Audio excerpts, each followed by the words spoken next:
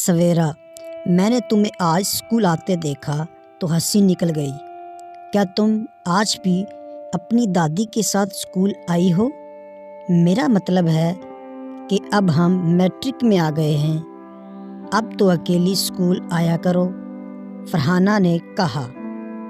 ہاں، میں اپنی دادی اور کبھی کبھی دادا کے ساتھ اسکول آتی ہوں۔ تمہیں کیا مسئلہ ہے؟ میری مما کہتی ہے کہ ہم جتنے بھی بڑے ہو جائیں اپنے والدین کے لیے بچے ہی رہیں گے۔ سویرا نے فرحانہ کو جواب دیا اور غصے میں اس کے پاس سے اٹھ کر چلی گئی۔ اسے کیا ہوا؟ فرحانہ نے حیرت سے کلاس کی لڑکیوں سے پوچھا۔ ہمیں کیا پتا، ایک لڑکی نے جواب دیا، اور سب اپنا اپنا لنچ کرنے لگے۔ لنچ ٹائم ختم ہوا تب تک سویرا کا موڈ خراب تھا۔ چھٹی کے وقت اس کے دادا اسے لینے آئے۔ وہ گھر پہنچی تو اس کی امی کو بھی سویرا کا موڈ ٹھیک نہیں لگا۔ جب سب کھانا کھا چکے تو سویرا نے خود اپنی امی اور دادی کو ساری بات بتائی جو اس کے اور فرحانہ کے درمیان ہوئی تھی۔ یہ فرحانہ کون ہے؟ میں نے پہلے تو کبھی آپ کے منہ سے یہ نام نہیں سنا۔ مما، ہماری کلاس میں نئی لڑکی آئی ہے، سویرا نے جواب دیا۔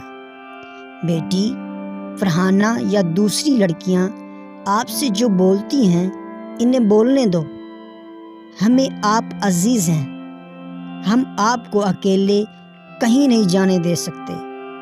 زمانہ پہلے بھی خراب تھا اور اب بھی خراب ہے، آپ کے ساتھ کسی کا جانا آپ کے لیے ہی بہتر ہے، اس طرح آپ حفاظت میں رہیں گی اور ہمیں بھی تسلی رہے گی۔ سویرا کی دادی نے کہا۔ بیٹی، دادی جان ٹھیک کہہ رہی ہیں، بچے والدین کو بہت عزیز ہوتے ہیں، اور جو لڑکی آپ سے اس طرح کہہ رہی ہے آپ اسے سمجھائیں کہ کسی بڑے کے ساتھ اسکول آنے میں کوئی برائی نہیں بلکہ بھلائی ہے۔ جی دادی جان۔ مما، فرحانہ یا کسی بھی لڑکی نے آئندہ ایسی کوئی بات کہی تو میں اسے یہی جواب دوں گی، سویرا نے کہا۔ کچھ دن گزرے تھے کہ فرحانہ چھٹی کے بعد تھوڑا دیر سے اسکول سے پیدل گھر جانے لگی۔ اس کے گھر کے راستے میں سویرا کا گھر پڑتا تھا۔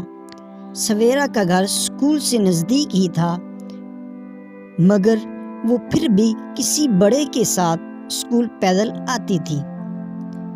فرحانہ کو راستے میں عجیب سے حلیے میں ایک عورت اور ایک مرد نظر آئے۔ پہلے تو اس نے خاص نوٹس نہ کیا۔ وہ فرحانہ سے چند قدم کے فاصلے پر ان کے پیچھے چلنے لگے۔ تھوڑی دیر گزری تھی کہ فرحانہ کو ان سے ڈر لگنے لگا۔ اس نے سوچا کہ اگلی سنسان گلی میں مڑنے سے بہتر ہے کہ رش والی سڑک سے جایا جائے۔ وہ بہت خوفزدہ ہو رہی تھی کہ اس انجان عورت نے پیچھے سے آواز دے کر اسے رکنے کو کہا۔ فرحانہ نے اس کی آواز سنی انسنی کر دی اور تیز تیز قدم اٹھانے لگی، بلکہ بھاگنے لگی۔ اس کے پیچھے ان دونوں مرد عورت کے قدم بھی تیز ہونے لگے۔ اب فرحانہ کو کچھ سمجھ نہ آ رہا تھا کہ کیا کرے، کیسے ان سے پیچھا چھڑوائے۔ گلی کے نکر پر سویرا کا گھر تھا، پھر رش والی سڑک شروع ہوتی تھی۔ اس رش والی سڑک سے اس کے گھر کا راستہ بہت لمبا پڑتا۔ اس نے فوراً سویرا کے گھر جانے کا سوچا، بلکہ سوچا کیا، اس کے قدم خود بخود سویرا کے گھر کی طرف اٹھ گئے۔ وہاں پہنچ کر اس نے دروازہ زور زور سے کھٹکھٹانا شروع کر دیا، ساتھ ہی گھر کی گھنٹی پر تو جیسے ہاتھ رکھ کے بھول گئی اور اونچا اونچا بولنے لگی کہ جلدی دروازہ کھولو، میرے پیچھے کچھ لوگ پڑے ہیں، جلدی کھولو دروازہ۔ سویرا کچھ دیر پہلے سے ہی اسکول سے اپنی دادی کے ساتھ گھر آئی تھی۔